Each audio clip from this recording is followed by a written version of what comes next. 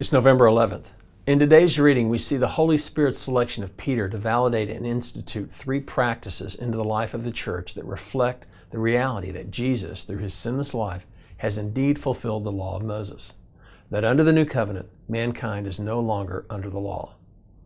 While this reality will be explained several years later to believers in theological terms by Paul in the book of Romans and by the writer of the book of Hebrews, its real-world application is seen in the pages of today's reading.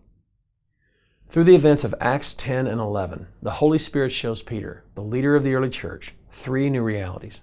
First, that Jewish believers in Jesus are no longer under Jewish dietary laws.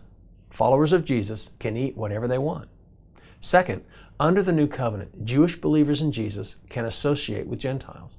Association with Gentiles will not defile anyone because people's status before God is not based upon outward ceremonial purity or impurity, but upon whether their sins have been atoned for.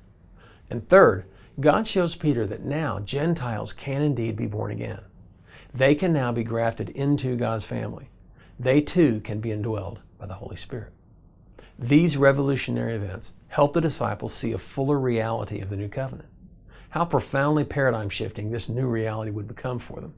So much of what they had learned as youth would be left behind in the light of the truth of the gospel.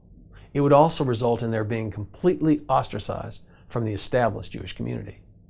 But at the same time, they see the brighter and greater revolutionary truth that world redemption is not just a Jewish thing anymore. It's a global thing. Salvation is of the Jews, but now, just as God promised their forefather Abraham, the Jews have indeed brought it to the world. The reality of the gospel cuts to the heart and divides truth from falsehood. The gospel makes many people uncomfortable because they have to choose what they will accept and believe.